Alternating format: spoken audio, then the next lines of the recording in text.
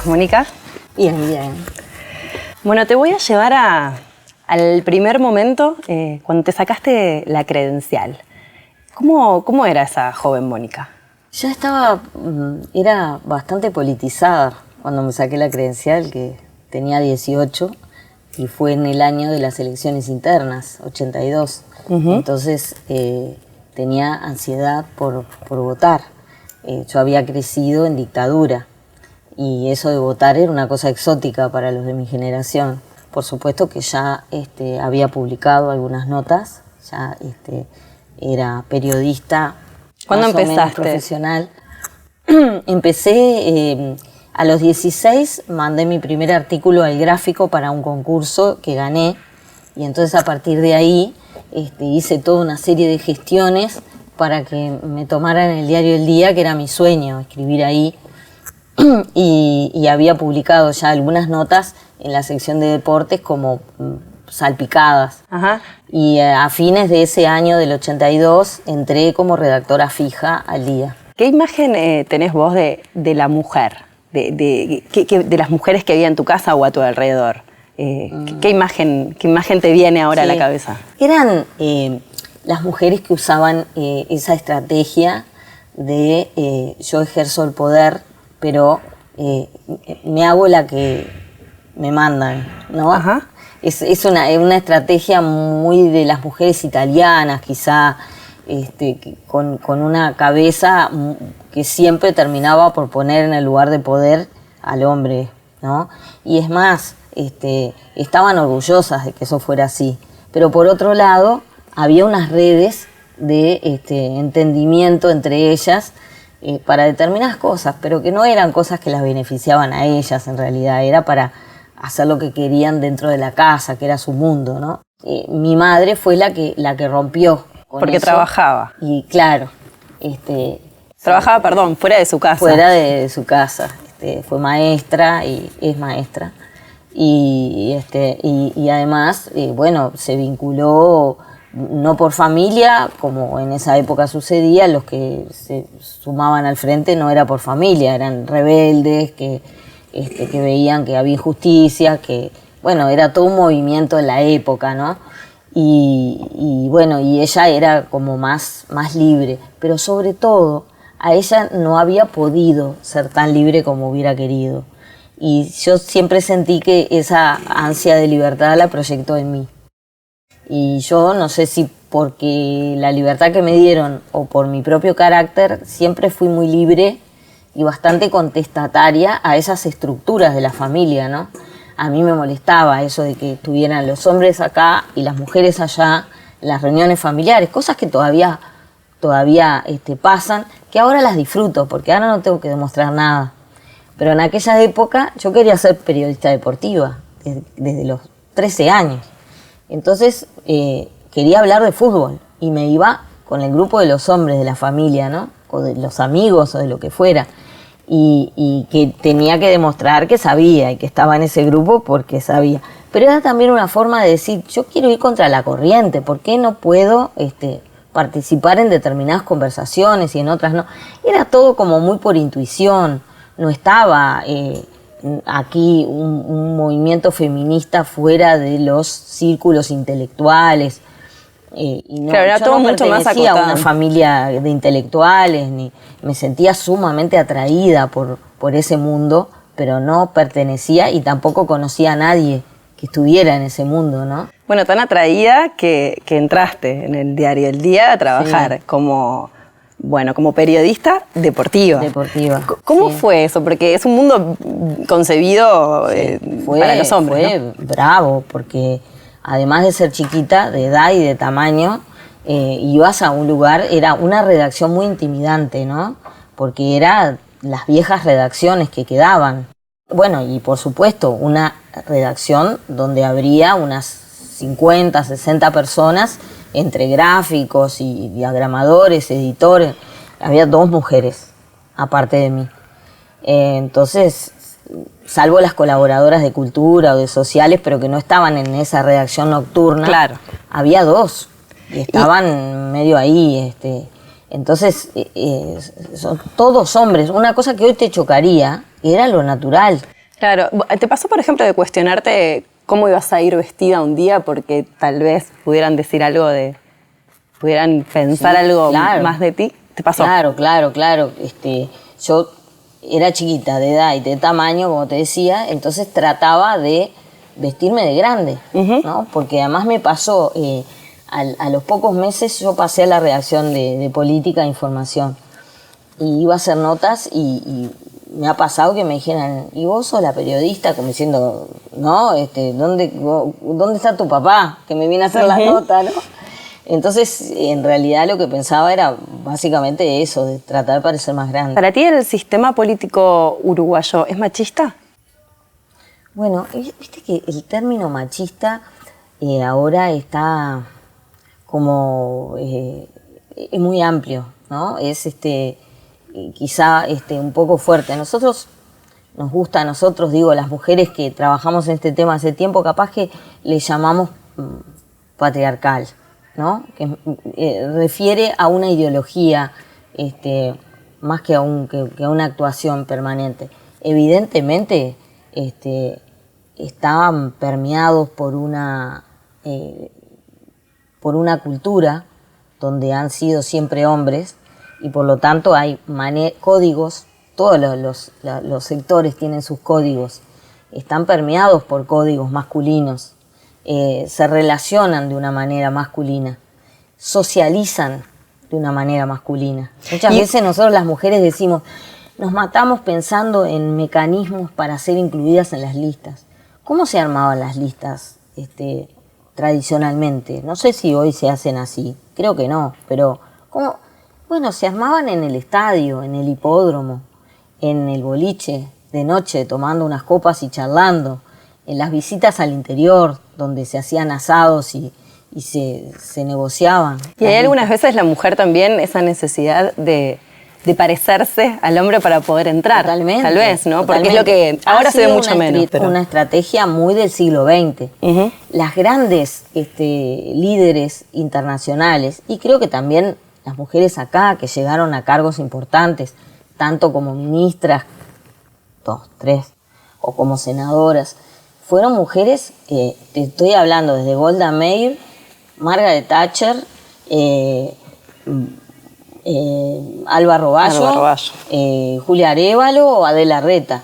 Son mujeres que tienen en común que han sido muy capaces, muy inteligentes, muy buenas estrategas políticas, pero tuvieron que de alguna forma mimetizarse con el estilo masculino de comunicarse, de comunicar sus ideas, de hacer política. Era la forma que tenían de alcanzar, eran las dos grandes formas. Bueno, una era llegar por ser hija de esposa de viuda. En algún Thatcher no, Thatcher ha sido muy meritoria porque ella no era ni hija de, ni viuda de, pero básicamente generalmente eran mujeres así o que habían tenido grandes destaques, por ejemplo en el movimiento sindical o movimientos sociales donde se destacaban como grandes oradoras, pero oradoras de estilos masculinos, de formas masculinas. De presencia masculina, claro, aparte, ¿no? Totalmente. Y al llegar a los lugares también se mimetizaban con una forma masculina. Eso pasó también en directorios de empresas, donde por ejemplo, vos no podías decir, si tenías un cargo importante en una empresa, vos en el directorio, si llegabas tarde, no podías decir que era porque tu hijo lo tuvieron que internar en el CTI. Eso era mal visto, aunque fuera en el CTI. Era, bueno, o si lo decías, era mirá, ¿no? Mirá los problemas que nos trae. Ahora, si decís que pinchaste una rueda, te decían, che, ¿qué modelo de rueda era? ¿Y quién te la vendió? ¿No? Y se transformaba en algo importante. ¿Vos crees que eso hoy es diferente? Creo que estamos en un proceso donde se está haciendo un cambio cultural muy importante y eso, por lo menos, es mal visto, ¿no? Digamos, las mujeres, como ahora generalmente somos más de una, podemos hablar de los problemas de nuestros hijos en un directorio sin que por eso vayan a pensar que no sos capaz, que ¿no? Que era algo que pasaba. Si sos Susanita no podés ser buena profesional, tenés que ser una de las dos cosas. Si hablas de tus hijos o le das relevancia a tu mundo privado, porque puede ser la familia o puede ser otros temas, los zapatos que te compraste ayer, pasabas a ser sospechosa, ¿no? Cuando del otro lado, si hablaban de un partido de fútbol, que en el fondo es lo mismo que que hablar de la ropa que te compraste, digamos, en el sentido de, en cuanto a lo que se considera importante, no pasaba nada. Creo que hoy hay un cambio cultural, donde por suerte, además, con los hombres, colegas, podemos hablar de hijos, de nuestros hijos, y podemos hablar de fútbol, y esto está generando una retroalimentación.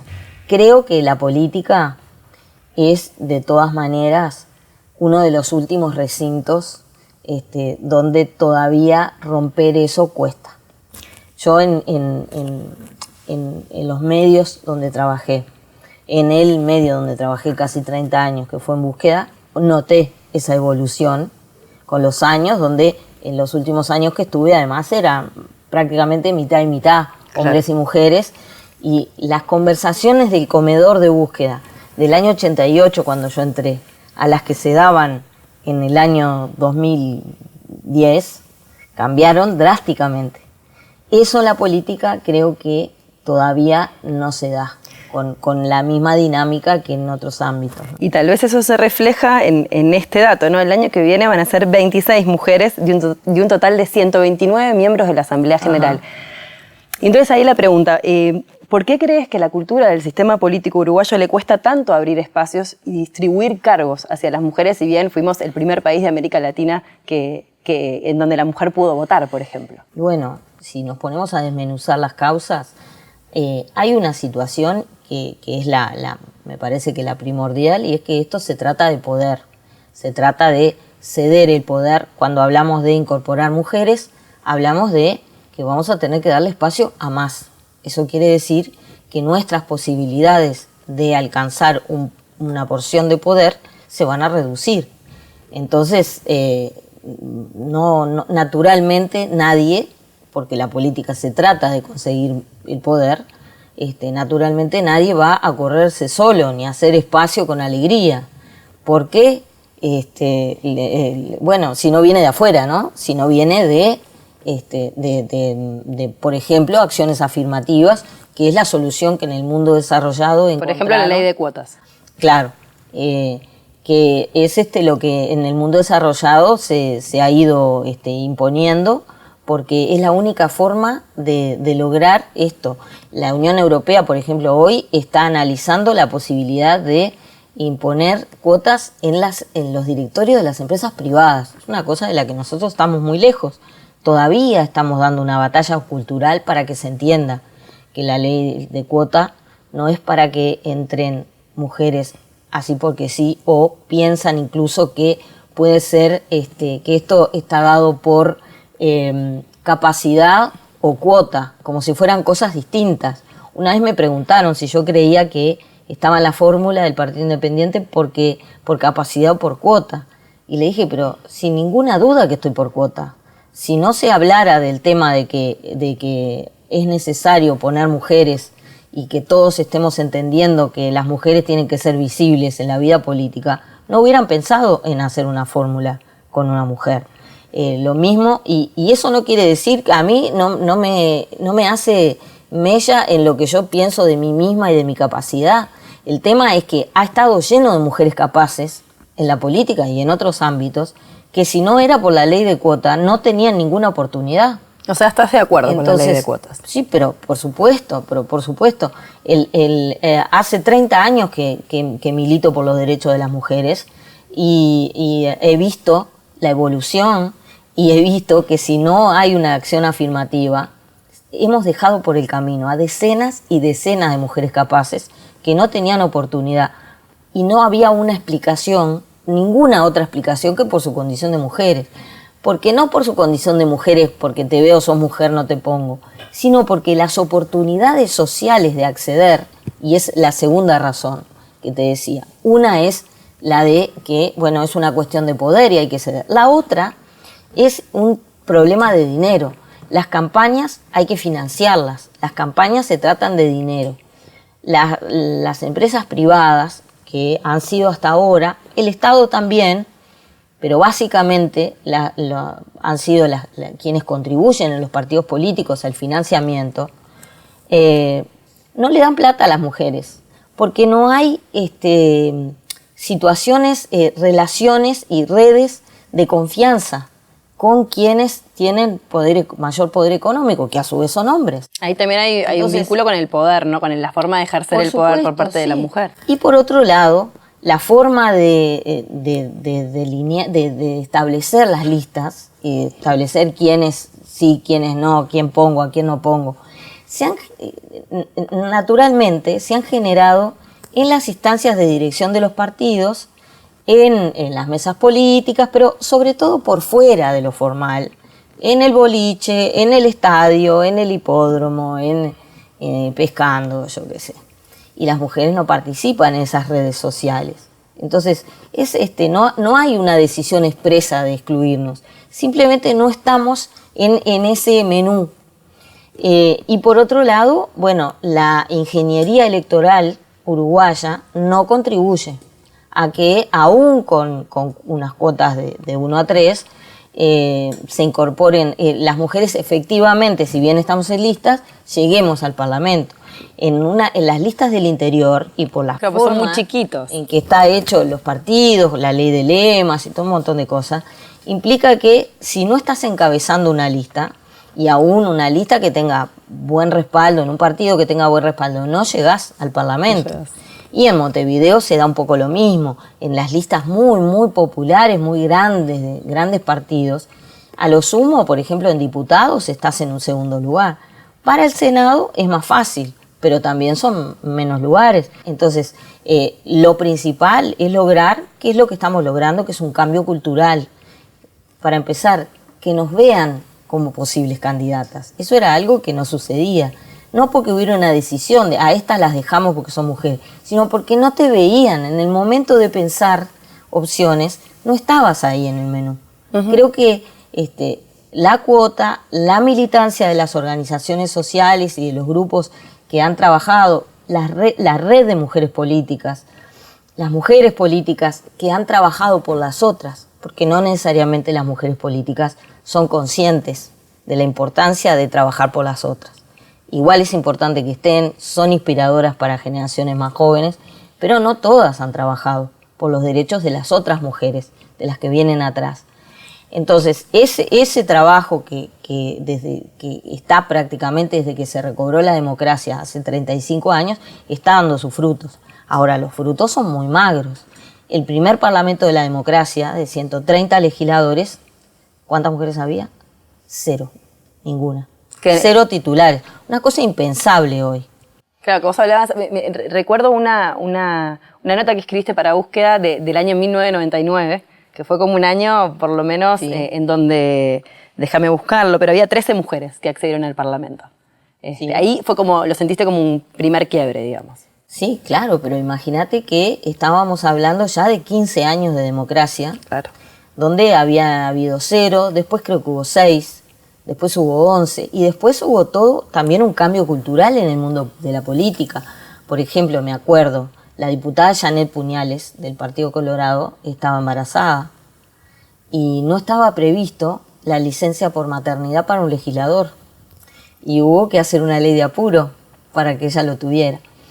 En el caso de Marina Arismendi, que asumió como senadora, creo que fue en la misma legislatura o antes, sí, en el Senado no estaba previsto baños para mujeres, para senadoras.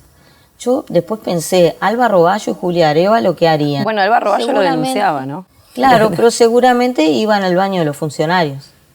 O sea, se adaptaban, no se hubieran nunca atrevido, en el contexto histórico en que ellas estuvieron, reclamar baños para senadoras, porque además era un poco vergonzante, ¿no?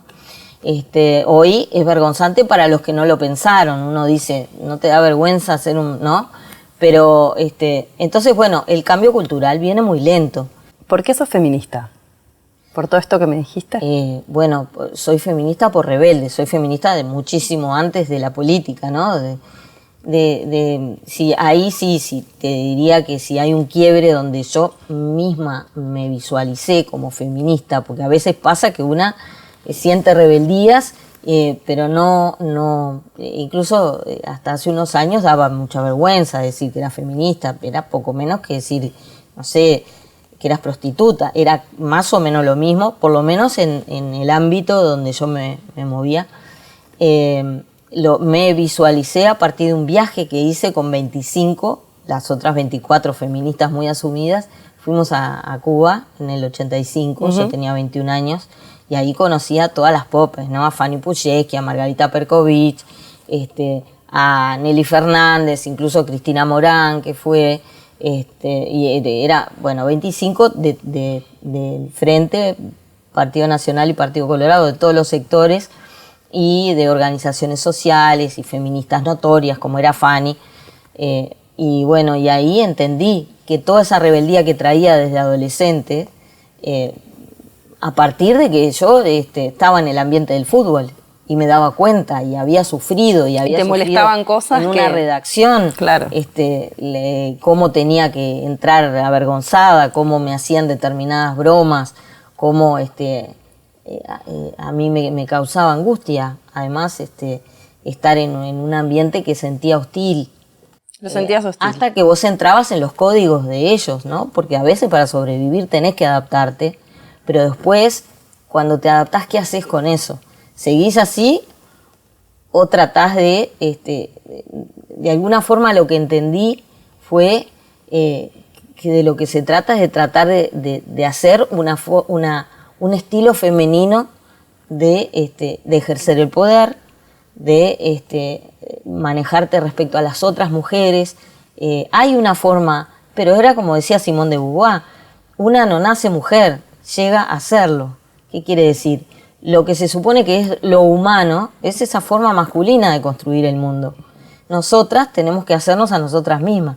Por suerte ahora tenemos material atrás, se está conociendo ese trabajo que desde Mary Wollstonecraft, que se supone que fue la primera feminista, empezó a hacer un trabajo de ver la realidad, de leerla y de escribir sobre eso a partir de una forma femenina, de ver el mundo, de vivirlo, que por supuesto no hay ni que aclararlo a esta altura, no es contra los hombres, es complementario, nos enriquece a ambos, tenemos características en las que tenemos ventajas comparativas donde podemos aportarles a ellos. ¿Crees que todos deberíamos ser feministas? Es que es como, a veces me preguntan eso e incluso me decían, ¿y vos sos periodista y militás por el feminismo? Y yo a veces le decía, pero ¿y vos sos periodista y militás por la democracia? Cuando hablamos de feminismo estamos hablando de hacer justicia con la mitad de la humanidad. Quizá ser feminista implica una militancia por ese tema. Entonces no sé si todos deberíamos ver en el ámbito social a las personas en condiciones iguales. No somos iguales, gracias a Dios, somos diferentes. Somos diferentes en función de un montón de aspectos, ¿no? De nuestro género, de nuestra raza, del lugar donde nacimos. Entonces, de lo que se trata es de que en el ámbito social y en todo lo que implica oportunidades para desarrollarnos en el mundo, en los vínculos con el otro en pareja, con nuestros hijos, con nuestras familias, con nuestros amigos, con nuestros compañeros de trabajo, con el poder, el hecho de ser mujer no nos considere de segunda categoría. Si en ese sentido todos debemos ser feministas, pienso que sí. Lo que creo es que quizá el término feminista implica una militancia, y eso solo tenés que sentirlo, ¿no? Bien, muchas gracias, Mónica. Gracias a ti.